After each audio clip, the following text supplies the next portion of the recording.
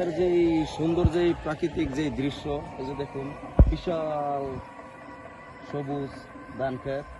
আসলে এইসব দৃশ্য দেখতে হলে আপনাকে গ্রামে আসতে হবে, শহরে বিদেশে আসলে এরকম দৃশ্য নাই। আর এরকম দৃশ্যর যে সৌন্দর্য এগুলো উপভোগ করতে হলে আপনাকে গ্রামে আসতে হবে।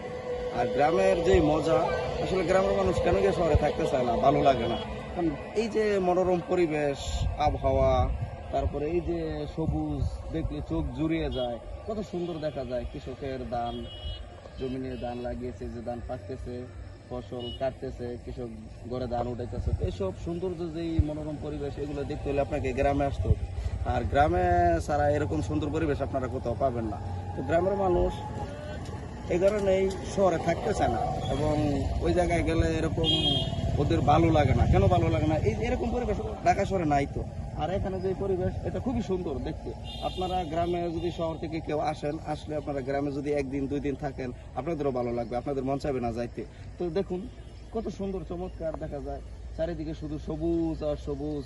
ধান, কৃষকের ধান কাটতেছে, ঘরে গোলায় ধান উঠাইতেছে, এগুলো দেখলে অনেক ভালো লাগে। ঠিক আছে? তো আসলে এইসব জিনিস আপনার শহরে পাওয়া যায় না। আর গ্রামের এই প্রাকৃতিক যে সৌন্দর্য, এগুলো গ্রামে না আসলে আপনারা দেখতেও পাবেন না। ঠিক আছে? ভালো থাকবেন সবাই।